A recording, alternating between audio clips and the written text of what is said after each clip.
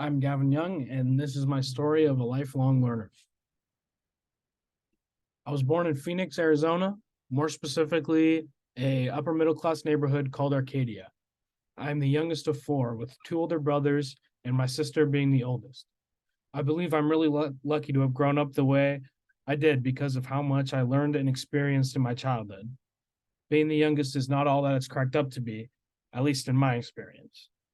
I wasn't just the youngest in my family, I was the youngest out of all the boys in my neighborhood. My parents were very free range in their parental methods for my entire childhood, which is something that I'm grateful for, especially because I know it wasn't like that for the older two of my siblings. In my neighborhood, my brothers, our neighbors, and I would play all afternoon, riding bikes, playing kickball, airsoft, and hundreds of other things that we would create out of a 100-degree day and no plans. From this group, I learned the importance of friendship and companions. People who will do anything for you, but but also be there when there's nothing to do. I also grasped the importance. I didn't grasp the importance of this then, but the seeds had been planted. I was raised LDS, which, although I don't subscribe to that belief now, is something that I'll always be grateful for. I find that the experience of being a Mormon differs wildly from person to person. My experience, though, was one of friendship and family. I went to church every Sunday morning at 9 a.m. and every Wednesday night, where the youth 12 to 18 would play basketball or other activities. Now, I realize that the image of this Mormon church youth group brings a rather specific image to mind for most people. My church, however, had a large minority and disabled population because of where I lived. You can see the red lines in Arcadia, and I lived right on one.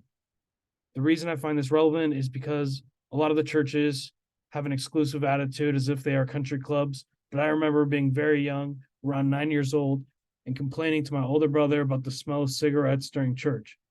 For context, cigarettes are very taboo to a young Mormon child because addiction is something Mormons avoid, like even coffee. But my brother turns to me and says, "Really? I love the smell." When I asked why, he says, "The church is a hospital," and I've never forgotten that. Also, he is 2 years older than me, so this is a little insane that he said that.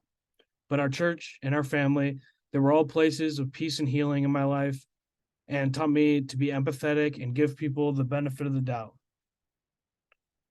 Middle school is where met some of my closest friends. We were definitely not the good kids. Morally, yes, but we definitely had fun. In this group, I actually formed a lot of my opinions and outlooks on life. Middle school was a time in my life where the world got a whole lot bigger. I was exposed to drugs and alcohol for the first time and parties. My my life at this time started to go off the rails a bit. Mentally, I was struggling with my personal identity and I was having a falling out with my religion and way of life that I was accustomed to. Around this time is where I found a large interest in psychology and philosophy. I began to learn about space and finding a deeper understanding of the universe and where we came from. My relationship to the church I was raised in was fading, and I devised my own life's purpose and meaning. I was inspired by the philosopher Alan Watts, who articulated ideas that I had with outstanding precision. The universe is purposeless and godless. This, I think, leaves many with a sense of dread and hopelessness, but I find peace. We are as much the universe as stars and black holes. We, as living conscious beings, get to be the thinking and feeling parts of the universe. The only purpose life has is the purpose we give it. The meaning that I apply to my own life is to be as happy as possible and make those around me happier in the process because life is meaningless. So, why shouldn't its purpose be to have fun and enjoy it? At this time, I was also learning about meditation and healthy mental practices. Through meditation, I learned so much about myself and experienced something that shaped my outlook on being human and the experience of life. When you meditate, you are the subject and the observer simultaneously, basically, the most conscious state you can be in. Through meditation, I learned the healthy coping practices that revolve around breathing techniques. The idea of simultaneously being the subject and the observer is how I relate to the cosmos because we are the universe. We are the universe looking in at itself. From high school to present, I've been pursuing a career in psychology with the goal of being a counselor. High school was a very fun time. I had some amazing friends, but one thing that really stuck with me and affected my life goals was that I watched drugs and addiction ruin and end lives. A friend of mine overdosed on meth. my junior year of high school, wanting to help people cope and overcome mental illness and addiction. Senior year, I lost my uncle to a fentanyl overdose. Since then, I've made it a goal to alleviate myself and others from going through similar things. Now I'm attending classes at the University of Arizona. I live with my best friend Nate, which is a learning experience within itself. Having a roommate is a very new experience for me. Being a freshman, I've had to learn how to adjust to living with someone outside of my family and delegating chores.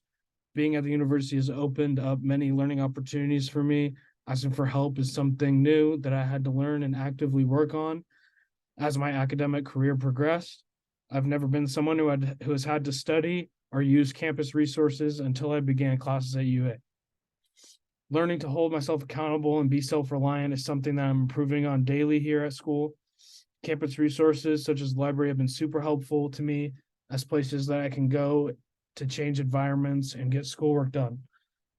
I'm pursuing a career that I'm interested in, which makes gaining knowledge on the subject a lot easier.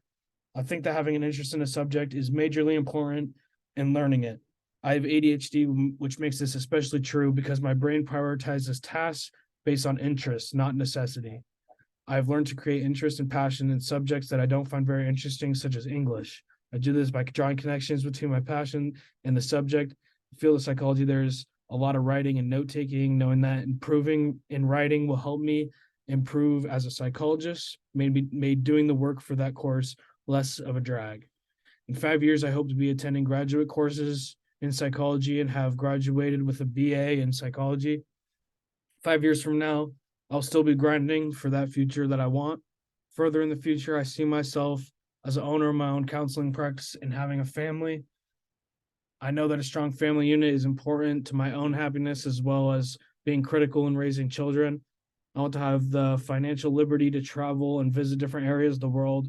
I believe that travel and interacting with people from different cultures and backgrounds is essential to harboring understanding and respect between communities. I'm so grateful to people that I've had in my life, and I'm still striving to be as open as possible to new ideas. I'm on the brink the rest of my life is how I feel at the moment. The goal of travel and a comfortable life, as well as a fulfilling job, is an ambitious one, but one that I am very confident in. Thank you.